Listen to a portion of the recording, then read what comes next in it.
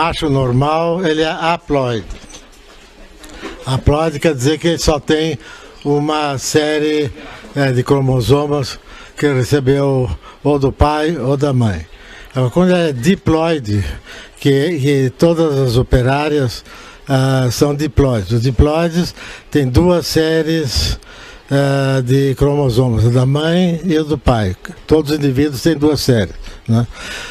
Mas acontece que, às vezes, essas duas séries de cromossomas, elas têm a mesma composição. No caso do macho e da fêmea. Ele recebe como herança materna e de herança paterna células homozigotas que têm os mesmos genes. Bom, quando acontece isso, é possível acontecerem duas coisas. Uma das coisas é o aparecimento de machos diploides. Essas células, apesar de serem diploides, viram machos. Só que esses machos diploides são inteiramente inúteis.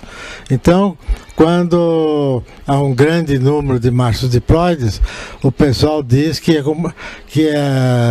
colônia está perdida, porque haverá sempre um grande número de células diploides que vão dar machos e ela não aguenta a colônia. Então, depois de receber algumas vezes 50% só de macho diploides, a colônia morre. Bom, então, isso foi descoberto por White em 1943, numa vespinha Hymenoptera hebetor. É um parasita, vespa-parasita, e ele fez as experiências e concluiu das experiências de que sempre que o indivíduo diploide tem células iguais vindas do macho e da fêmea, quer dizer, células iguais no sentido de que os cromossomas são iguais, né, das células. Então, ele estabeleceu isso como norma, como regra. E isso foi aceito até hoje por muita gente. Muitos cientistas fazem isso. Agora, acontece que, de outro lado, quando a gente estuda pequenas populações, porque o meu objetivo, né, ao estudar essas questões, era saber se as pequenas populações de milho se elas são viáveis ou não. Porque se elas produzem assim sempre machos diploides, essas populações não são viáveis.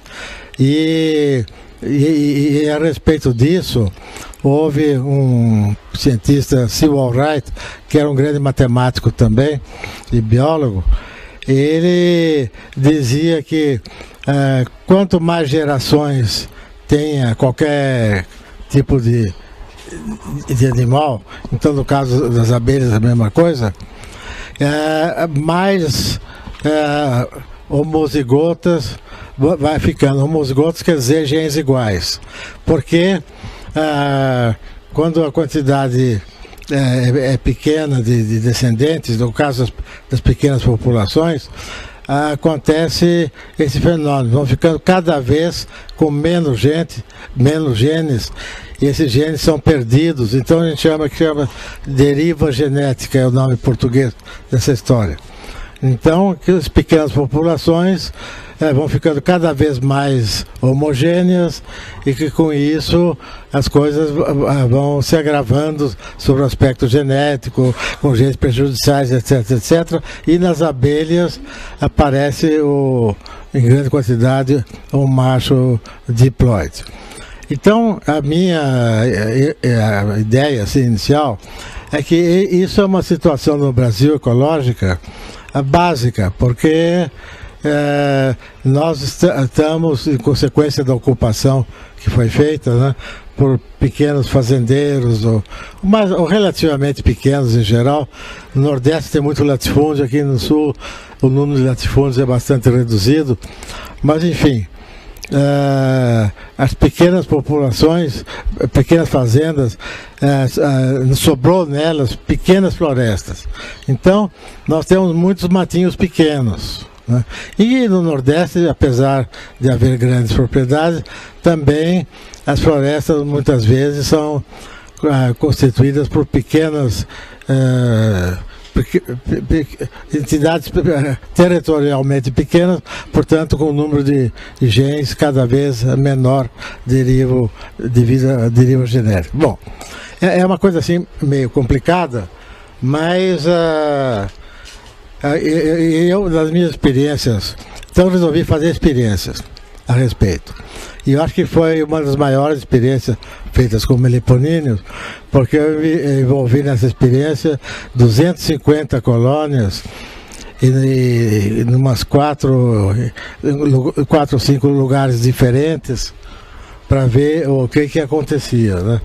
Em alguns lugares realmente as pequenas populações desapareciam, mas em outros lugares as pequenas populações continuaram.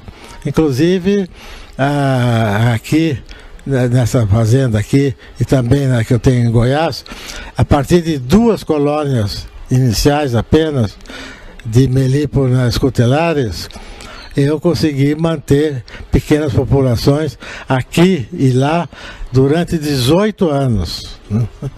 Então, isso prova de que essas populações, com a teoria dos machos diploides, já devia estar perdida há muito tempo, porque seria com muitos poucos genes disponíveis, portanto muitos machos diploides, e os machos diploides não servem para nada, então seria inútil. Mas acontece, porque como vocês viram hoje aí, as minhas populações são inteiramente normais, né? Tem umas melhores, outras piores, mas são geralmente muito boas. E aí eu comecei a pensar o seguinte: bom, nós todos, qualquer animal, qualquer pessoa, nós temos 2 coisas que regulam, digamos assim, a nossa vida em relação à nossa herança. Uma coisa é o fato da gente herdar, ter herança genética, né? Que tem os cromossomas, e os cromossomas têm os genes, então tem essa parte genética da nossa herança. Mas como todo biólogo sabe, além dessa parte da herança genética, tem outra metade, digamos assim, não é exatamente metade, mas outra parte muito importante da nossa constituição depende do meio ambiente, depende, e por coincidência eu fiz carreira também na área de meio ambiente, mas sem levar na área ambiental das unidades de conservação, a não ser a ideia de que era importante estudar o assunto, mas sem ver como resolver o problema. Mas a gente pode imaginar o seguinte, é que se de um lado grande parte é a nossa herança genética, outra parte, o nosso futuro, o nosso desenvolvimento, depende das condições ambientais, né? Depende, por exemplo, tem espécies que só vivem no clima quente, outras que só vivem em clima frio, e essa parte da nossa herança, não da nossa herança, mas da nossa constituição, digamos assim, que depende do meio ambiente, simplesmente não é levada em conta. Por exemplo, nós tivemos aqui uma grande reunião genética muito boa, houve outras antigas reuniões aqui, mas fica praticamente reduzida a lições a respeito do aspecto genético, que é uma coisa muito importante, é vitalmente importante, mas a parte ambiental ninguém discute. Não é? Você não vê em discussões se aquela espécie aguenta ou não aguenta aquele clima, ou por isso ou por aquilo, não é? Como é que deve ser a melhor comida e coisas assim, da nutrição. Nutrição envolve problemas de meio ambiente, porque a comida faz parte do que os animais retiram do ambiente, né? Então, eu acho que a gente precisava prestar mais atenção a essa parte ambiental. Então eu vi uma teoria genética do Warwick Kerr e do Brito da Cunha, que eles diziam o seguinte, que o sexo das abelhas, macho ou fêmea, é um sexo que depende do predomínio de genes masculinos ou femininos no indivíduo abelha. Então, se predominam os genes femininos, o indivíduo é uma fêmea. Se predominam os genes masculinos, é um macho. E tem também o macho haploide, que só tem uma série de cromossomas e que por alguma razão ainda não muito descritada, mas é todo macho, todo indivíduo que tem apenas uma série de genes, ou do pai ou da mãe, mas uma só, é automaticamente macho. Isso é uma regra sem exceção. Mas acontece aquele caso que eu falei para vocês, que o indivíduo tem diplóide, tem duas séries de cromossomas e pode ser macho. Então a ideia que a gente tem é a seguinte: o indivíduo diplóide costuma ser fêmea porque há uma predominância dos genes de fêmea. Por exemplo, os genes que são responsáveis pelas patas que podem carregar pólen, pelos genes ligados à oposição dos ovos, enfim, tem uma série de genes que são femininos e outros que são masculinos.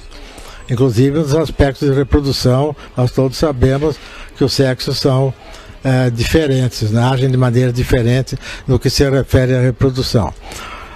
Mas que, além de terem, que essa predominância feminina era devido a algo mais, alguma coisa mais, que tem os genes, normalmente os genes femininos. Que não é só a questão do gene em si, além do gene tem algo mais que eles não definiram, mas ficou assim uma coisa indefinida. Então eu ensinei da seguinte maneira: se aparece o macho diploide, que normalmente deveria ser uma fêmea, é porque essa parte que torna os genes femininos predominantes desapareceu. E geneticamente ninguém explica como é que isso aconteceu. Mas se vocês pensarem um pouco que existe uma coisa chamada estresse, condições ruins de desenvolvimento, de uma forma ou de outra. Estresse é uma palavra popular, mas muito válida, porque indica qualquer tipo de mau funcionamento de um organismo, né? E das mais variadas é a origem. Pode ser um estresse ecológico, né? Porque é uma abelha que vem de um lugar muito quente e vocês põem num lugar muito frio, é um estresse ecológico e a abelha acaba morrendo. E assim deveria haver uma forma de estresse, poderia haver uma forma de estresse que fazia com que essa parte extra que torna os indivíduos diploides fêmeas desapareceria. E desaparecendo, há uma predominância dos genes masculinos e surge um macho diploide. Então, eu comecei a pensar, mas o que poderia ser, o que poderia acontecer? E nós não sabemos exatamente qual tipo de estresse poderia ocasionar o aparecimento de machos diploides. Mas nós sabemos que deve ter sido um estresse, porque o estresse é a única condição que a gente vê na biologia que pode desregular, digamos assim, o indivíduo, né? O indivíduo está muito normal, todos os seus órgãos funcionando e tal, de repente, no caso humano, ele tem lá um impacto negativo muito grande, então a gente diz que ele ficou estressado, né? Mas nos animais também ocorre o estresse. Se o animal é mal alimentado, ele fica estressado do mesmo jeito. Não é estressado como nós, mas também tem esse impacto negativo no seu funcionamento normal. Então, na minha opinião, quando a gente trata muito bem as abelhas, como eu tratava bem as minhas, não havia estresse. Aliás, houve um estresse grande, mas que elas superaram, porque o estresse pode ser superado. E esse estresse foi que, em 2007, uma grande parte das minhas abelhas morreu de um vírus. E eu acho que é um vírus, acho que não foi envenenamento.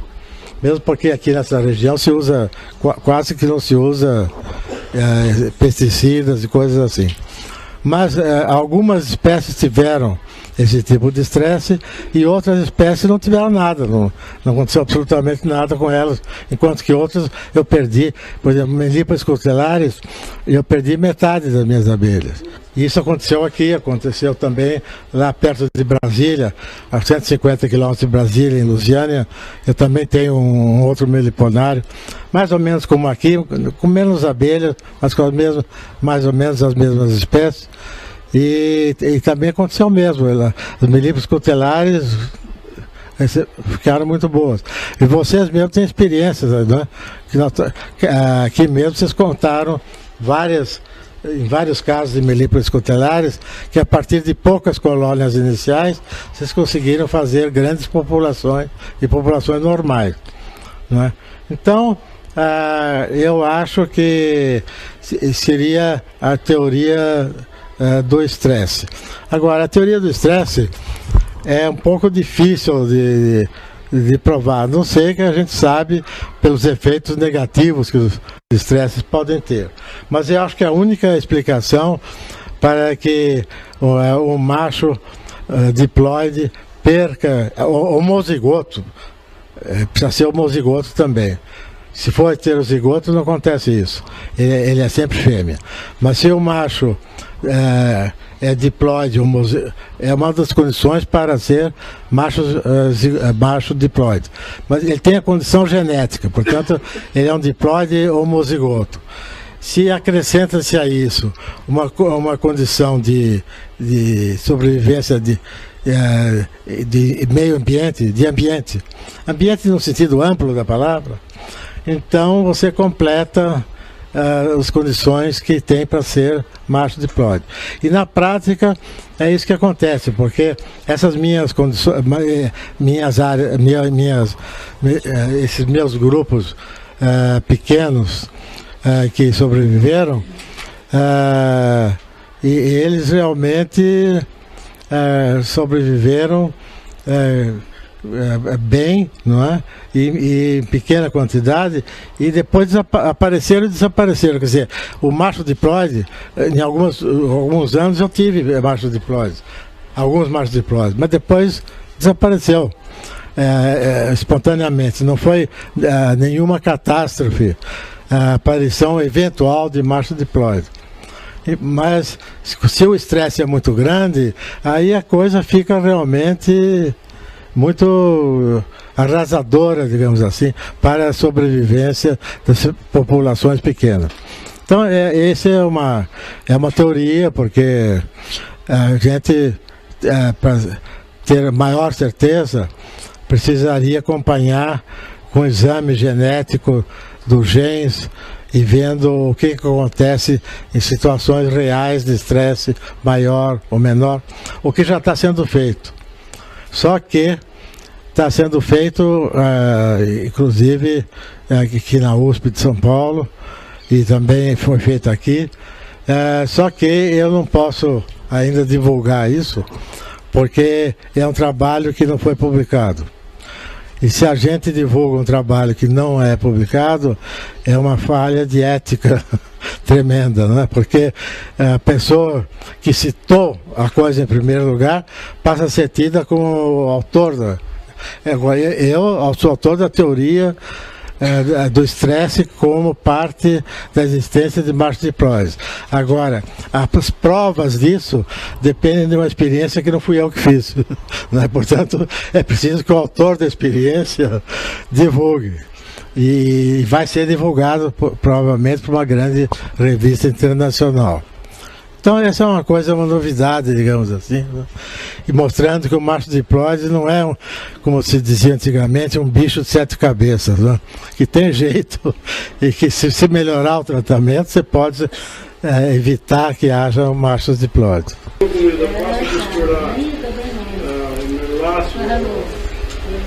melaço que a gente faz com açúcar, com o pólen da ápice melífera?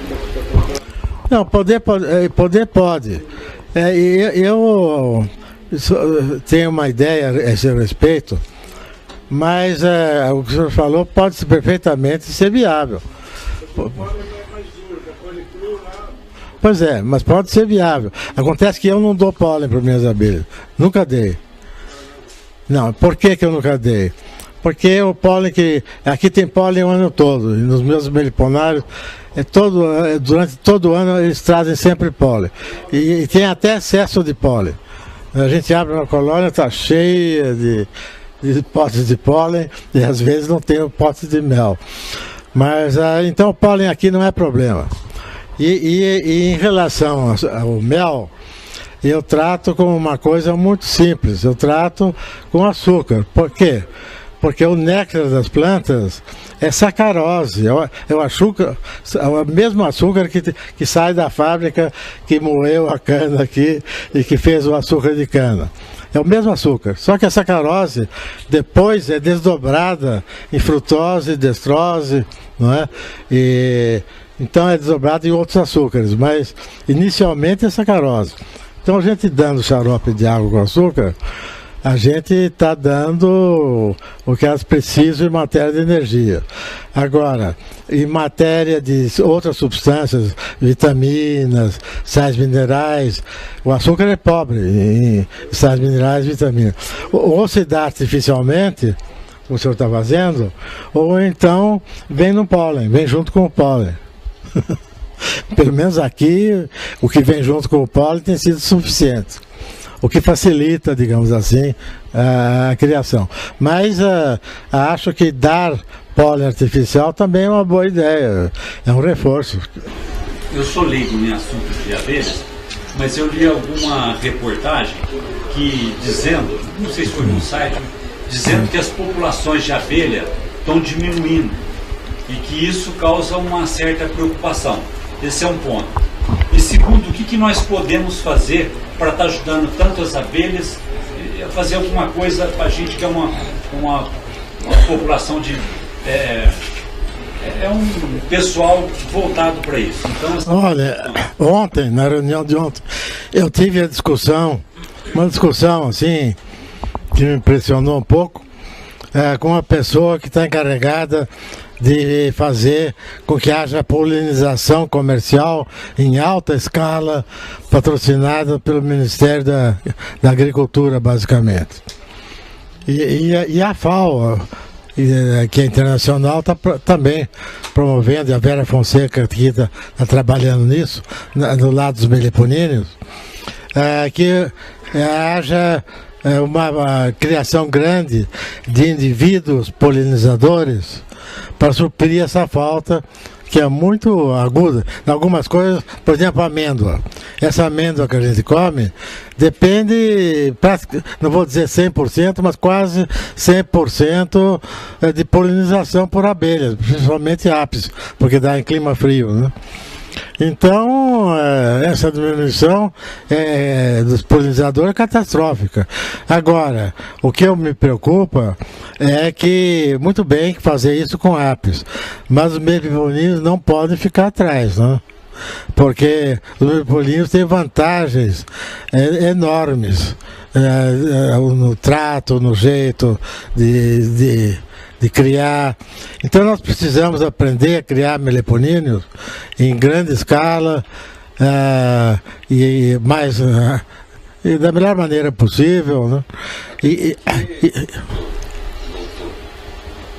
Polinização de apis não serve para sementes, nem sempre.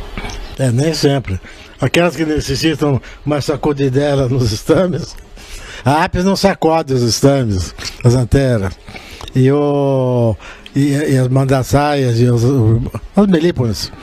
E mesmo, eu não sei se todos os outros gêneros, mas pelo menos Scaphotrigona sacode, melípona sacode, enfim, a nossa dela assim, em geral, que é dada nas flores e que é essencial para a polinização de algumas plantas. A começar pelo tomate.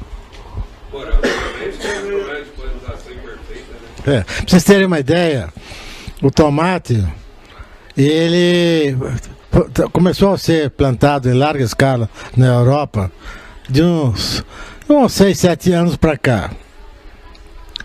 E na Holanda e a gente tem muito contato com o pessoal que trabalha com abelhas na Holanda.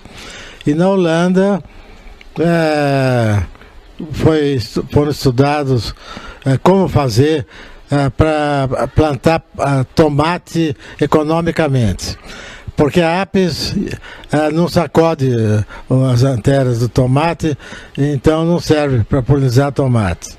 E não havia uma tecnologia melhor, a não ser da Apis mellifera, que é criada no mundo inteiro, que tem problemas para a criação, principalmente em estufas, né? Em estufas de vidro, é uma coisa nova. E como eles têm lá o bombus, e o bombus, que é uma mamangaba do gênero bombus, que nós temos aqui algumas espécies nativas. Não, mas o maracujá é outra abelha. É uma das mamangabas, mas é outra mamangaba. Mas é também essencial. Tem uma mamangaba que faz ninho no chão, que não produz mel? Olha, quase todas produzem ninho em barranco. Pois é, mas no chão é mais ou menos barranco, né? É um tipo, mais ou menos. Mas tem um grupo cuja cria faz isso. Bom, mas o bombus, a mamangaba bombus, na Holanda, não era criada comercialmente. Então eles se uniram os esforços, resolveram criar e hoje eles por ano eles empregam mais de 30 milhões de dólares. 30 milhões foi no começo, agora hoje deve ser ainda mais, para poder plantar tomate em países de clima frio.